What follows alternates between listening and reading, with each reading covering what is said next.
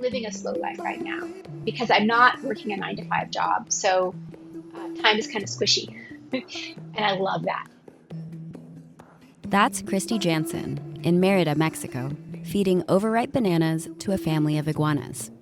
I've started taking a Tai Chi class, which is on Tuesdays and Thursdays. So I'm getting to meet other foreigners there. If you've been listening to the Optimist Daily for a while, you already know her voice. Cafe, which I love. There's a wonderful shopkeeper named Mario, and he lets me practice my Spanish with him. She was one of the people who helped build this show, and she left about 4.5 years ago to go back into the work she'd been writing about, renewable energy. I still try to get up early. The sound of the geckos will wake me up. They're very loud. The birds are very loud here. There's so many birds here. A lot has happened since then. This mix of indoor and outdoor living in my house, which I kind of love. So I make coffee in the main house and take Tucker for a little walk. He's enjoying it, although he does appreciate the air conditioning because he's not really a tropical dog. I read the news, the Optimist Daily, and other things. I play my Wordle and my connections. I'm cooking a lot more. I'm doing yoga. I'm swimming. We have a pool, so I'm enjoying that. I'm in the middle of nature. There's butterflies, there's moths, there's birds. We have a family of iguanas that live in our car shed. And we've started giving them our overripe bananas, and they love them like you wouldn't believe. What you're about to hear is the story of how she went from the renewable energy industry to taking an unexpected transition into living the slow, tropical life. I needed this downtime, but I feel by the end of this year, I want to be back working again, doing something productive and positive for the world. Hi, everyone. It's Arielle here, coming at you with the long-awaited Catch Up with Kristy conversation here on the Optimist Daily's weekly roundup. Today, Karissa, Kristy, and I are going to dive into what the renewable energy industry looks like from the inside, along with a more personal peek into Kristy's life experiences lately that we think a lot of you listeners will be able to recognize your own stories in. I used to think of what does it mean to be like an expat, somebody who's not in their country anymore. And that's just like, there's a Facebook group that I'm a part of called Expats in Mexico, or Expats, But the thing that I realize is that really I'm an immigrant, just like my husband was in the United States. I'm immigrating to this country, and I have to respect that and think about, like, why do I get a special global status? I know there's some privilege there that I'm trying to examine and think about in a different way. I am not somebody who understands this society or culture fully yet. I'm trying to learn it. I'm trying to learn Spanish so that I can communicate with the language that is the national language. I'm trying to learn idioms. I'm trying to understand the people that I'm working with and be grateful for what I'm seeing here, and question the things that I think, why is it this way? Can we make it better? Yeah, the expat or immigrant conversation, it's really interesting. Kristy, you and I were talking before about how when my family immigrated to Canada from the Philippines, we were considered immigrants. But now that I have moved to the Netherlands from Canada, I am seen as an expat. And it is a really layered issue that a lot of us are contending with, considering that we are now living in the time of globalization. In one way, you feel it's wrong not to acknowledge the privilege that you do have, and it's undeniable. And I say you as in me as well. But you don't think it's right to separate yourself from the immigrant experience. There's a really textured conversation that a lot of people are having now, and it's perhaps going to give our listeners something to reflect on and maybe even jump into the comments about.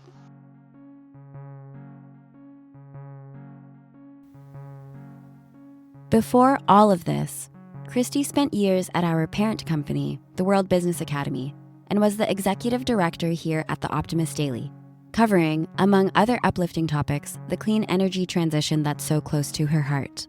But actually, I'll let Kristy introduce herself. Co-host of the Optimist Daily podcast. I was instrumental in moving it to the current format on the web. I've worked with Summers McKay for many years, to bring it into the digital world. Karissa and Arielle are both folks that I hired, and I love working with them. I left about 4.5 years ago because I got called back into the renewable energy industry where I worked before I worked for the Optimist Daily. I was a developer in solar energy for several years before I came to work for the World Business Academy and the Optimist Daily in 2017. So, with the optimistic sense that the United States was turning into a green energy transition, really taking that seriously, I was invited to come back into the industry by somebody I had worked with back in 2010, 2012, who had started a new company and needed strong developers on his team. And I decided I was ready to get back into the field where I was actually starting to build some of the things we had been writing a lot about. It was also after the whole COVID experience, and I was kind of ready to get back into the world and start building things. So that's who I am, and it's just a great opportunity to have a little reunion here. I'm so proud of what they've continued to do, and I love being part of the family and the Optimist Daily story. Lots of good times over the years and lots of great solutions that we've shared. Kristy, what drew you to the renewable energy world in general? My background is anthropology.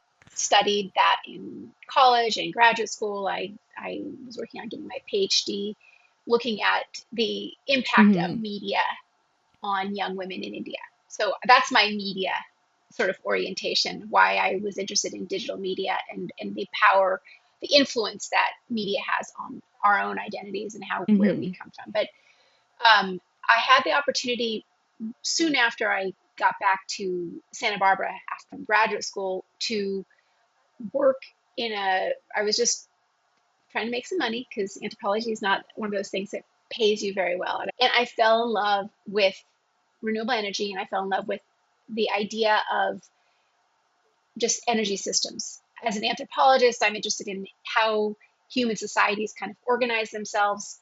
Energy is one of those systems you don't think very much about unless it's broken.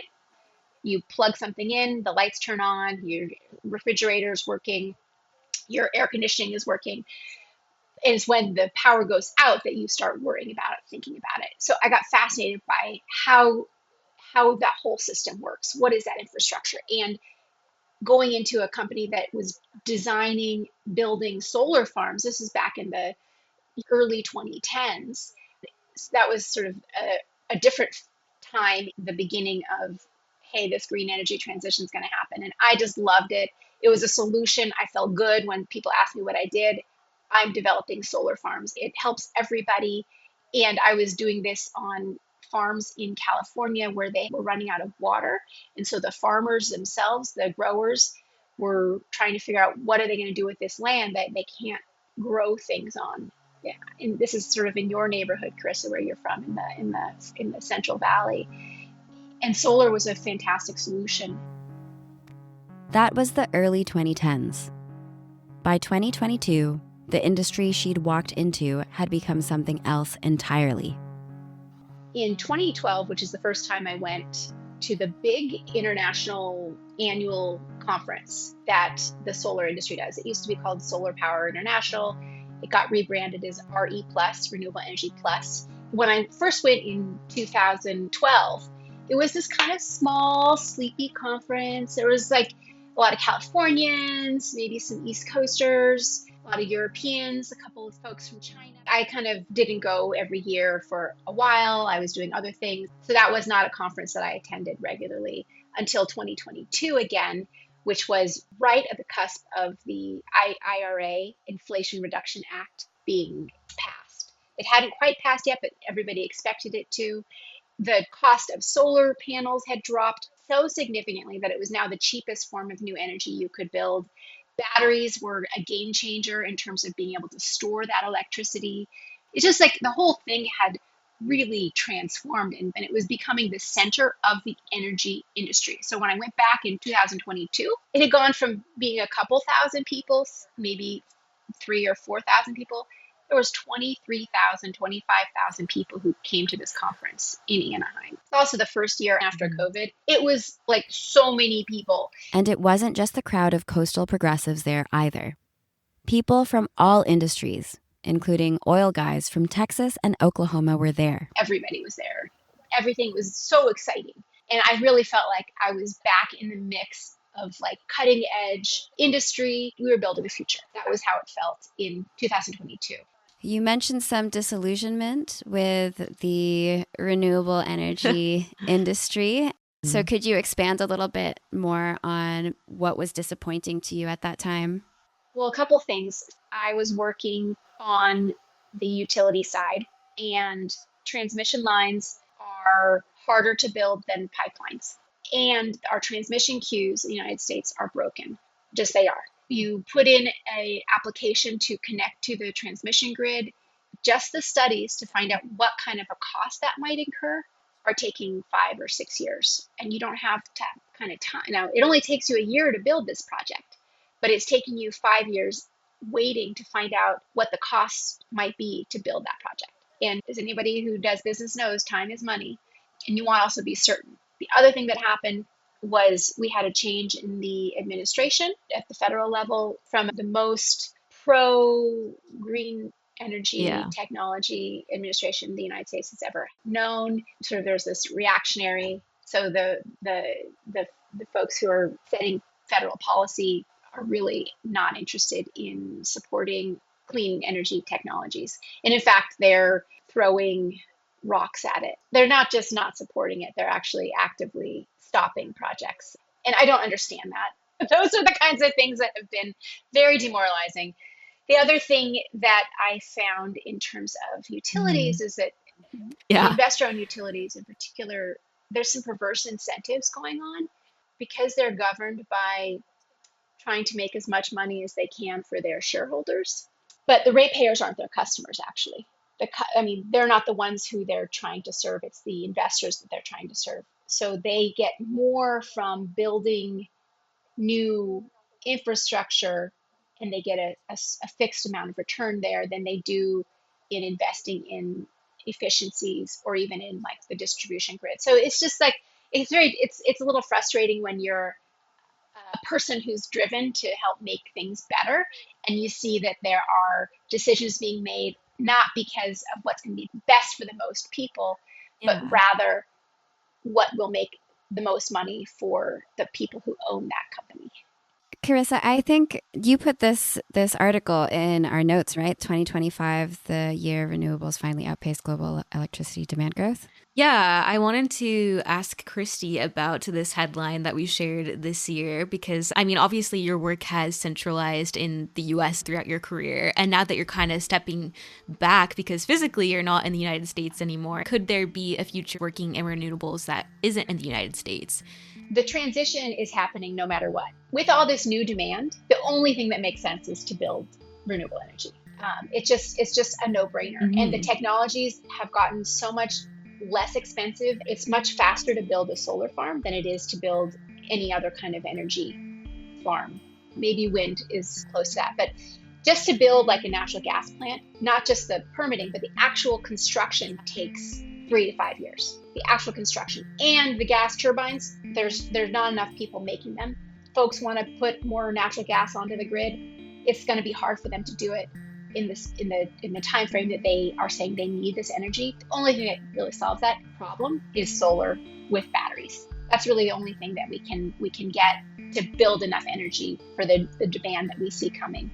Countries like China and India, they don't have the embodied interests like we do in the United States. They're not petrostates, so they don't need to continue to underwrite the fossil fuel industry. Yeah. They don't have really big, extensive existing grids that were built in last century. They can sort of go in a different direction.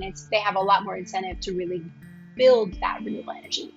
There's a place for centralized power plants as well. You need to get that base load. You do need some natural gas. You do need some nuclear. You do need other things that can just run sort of at that base load that are not intermittent. intermittent. I'm not saying there's not a place for that. There absolutely is a place for that. But you can do so much of it with renewable energy. And I think the rest of the world, especially if it doesn't serve them to keep burning things, it's just clearly not the right direction. That's why I still feel optimistic about the clean energy transition. It just makes too much sense. You can't stop it. It's already happening. It's happening.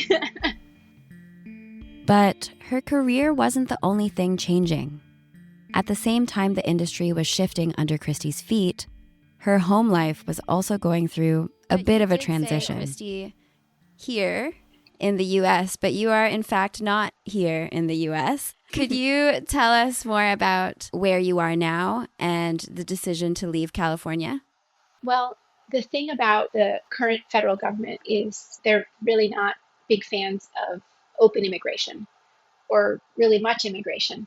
And my husband is actually a Mexican citizen, and he had an insecure immigration status in the United States. It's not as simple. It's not like you can just come to the United States and the right way, kind of like the transmission grid, it's kind of broken. It's a broken system. For certain people who don't have a tremendous amount of resources, it's like a lifetime of applications before you actually can get approved to be in the United States. It's not easy. A lot of people come without full authorization, and that's part of what drives our economy. I think today or tomorrow, at the time of this recording, late July, is when TPS, or temporary protected status, is going to end for a couple 100,000 Haitian immigrants who've been working in the United States. A lot of them are working in industries that there's a tremendous demand for their type of labor. I'm thinking about people in old age homes who require that kind of hands-on care, and it's really hard to find good people who are willing to do that kind of work. It's really hard work. My husband, he's an electrician, which is another very high demand job. He's a master electrician, but because he was getting anxious to be out in the world, he didn't want to be caught up in some sort of an ICE raid. He has diabetes, he has high blood pressure. I was not comfortable with him being out on the streets. Last summer we saw people dying because they were afraid and running for their lives in California. Just the other week, a construction worker got shot on his way to work while he was being stopped by immigration enforcement. And he didn't have full authorization, but he wasn't a bad person, and he ended up losing his life. So my husband and I decided that it made more sense to leave on our own terms. And so we moved to Mérida in the state of Yucatan. Not a place I had ever been before, not a place I had ever expected to find myself. This March is when I generally made this move. My husband moved at the end of last year, November. We sold everything. We boxed up everything we wanted to take. I found a truck company that would transport our things and our dog, because we have a 90-pound dog, so getting him across the border was another big journey. I went with the truck for most of it. My husband wasn't comfortable with me driving across Mexico because there are still worries of different kinds of violence, especially on the road. So just drove with them through southern United States. I got to know all of the Love's trucker stops and all that's another network, which is interesting to get a little up close and personal with. At a time when nothing seems certain and life has changed in so many ways, how is Kristy really doing? And what is her life like? I keep talking about here, as if I'm still in the United States, but I'm actually not. So I'm looking at what's happening in the United States a little bit afar, and it's interesting being in a new place where we don't have some of that intensity on the media in terms of the political situation. We have a house that's a little bit out of the big city, so we're kind of in the jungle. Takes a lot of maintenance. I'm experiencing thunderstorms, which is not something that I had a lot of experience with. I'm experiencing power outages. Looking at installing solar on our house. We haven't done that yet, but next time we can afford to do a big outlay of money, I think that'll be our next big thing. Well, thank you so much, Kristy, for getting personal with us. I know it's not necessarily an easy or comfortable story to tell, but it is real, and I think a lot of people will be able to relate to that. This brings us full circle, back to what the quote-unquote new normal looks like for Kristy, what she fills her days with, how she stays resilient in the face of so much change, the brunt of which she didn't necessarily opt for on her own, and what her goals are for this specific phase in her I life. read the news, Optimist Daily, and other things, which I probably shouldn't be starting my day with, but I do anyway. I play my Wordle and my connections, which I'm addicted to. And then I get ready to do whatever it is I'm going to do that day, whether it's going downtown or to the beach. I do that sometimes too. I'm cooking a lot more. I'm doing yoga. I'm swimming. We have a pool, so I'm enjoying that. I've made friends with a couple of different folks, both local and immigrants. I have a dog walking friend. She has a little dog, and so I meet her a couple mornings a week to walk Tucker with her and her dog Max. We have a great friend that my husband made, who's been instrumental in helping us acclimate here. So, yeah. Sounds like you are making the most out of what the slow life can offer you in a new place. Karissa, do you want to go ahead and lead the closing questions? Yeah. Kristy, in the spot of life you're in right now, what do you know now that you wish you would have known at the very beginning of all of this? I wish that I knew that it's okay to not know what's going to happen next. Sometimes you just have to let go of the plan, and that's okay. You should slow down and appreciate where you are. That's what I'm trying to do right now, is to appreciate what I have and the chance to be free in this moment when I'm not overly committed to a job or a movement or anything. I'm just trying to see what's next. Karissa and I hope you optimists out there really enjoyed getting to catch up with Kristy and learn from her experiences, professional and personal alike. Sadly, we are almost at the end of our conversation for now, but there is another important shift happening in Kristy's life that many of us are grappling with too. So we think it deserves its own episode. My mother has been diagnosed with Alzheimer's. In the COVID era, in the lockdown, it became clearer that she was losing her cognitive function. And then it's continued to accelerate. So at the end of last year, my sister and I and our close friends and family, we made a decision it was time for my mother to move into a full-time memory care facility because she could no longer care for herself. So that's been a huge shift. Being a caregiver for someone who's dealing with dementia that's another really big life change. What does it mean to be a caregiver to an aging parent or just anybody in your life who requires intense levels of caregiving? It's a second job. If you can relate to Kristy's situation in any way, shape, or form, or know of anyone who would, you're going to want to keep an eye, or I guess an ear out, for the second Catch Up with Kristy conversation, which will be out soon. Don't worry though, Kristy isn't done dropping wisdom on us today. Before we leave today, I want to know, what is the best advice you've ever received? I guess the best advice I've ever received was from the man who raised me, who wasn't my actual father, but who was my father. He passed away in 2024, and this is going to make me cry a little bit, but I used to have a lot of body shame.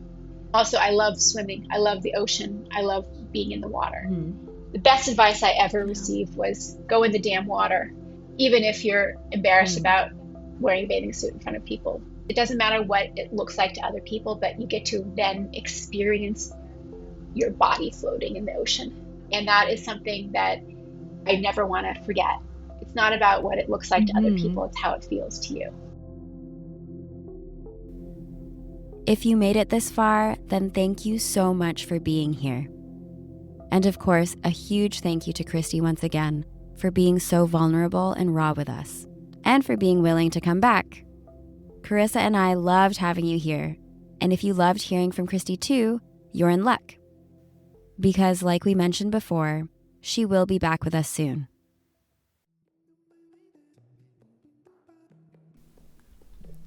Before we wrap up, if you haven't already, head to optimistdaily.com to sign up for the free daily or weekly newsletter. Both are completely cost-free and definitely worth it. The link is in the show notes. You can find us on all social platforms. We are at Optimist Daily on everything except for X, where we are Ode to Optimism. And we'd love to hear what you thought of today's episode, so jump into our comments or our DMs and let us know what you think. And if you're an emissary, don't forget your shout-out perk. Again, all the details for that are in the show notes. A big thank you to all our emissaries and optimists for making this show possible. If you're not already following or subscribed on your podcast app or on YouTube, please take a second to do that. It's a free and effortless way to help us reach more people and get more positive news out there. Ratings, reviews, and comments mean a lot to us, so don't be shy, and you can always reach us directly at podcast@optimistdaily.com. Karissa and I will be back next week with our usual weekly roundup. Until then, have a wonderful restorative weekend. And maybe, just maybe, jump into the damn water.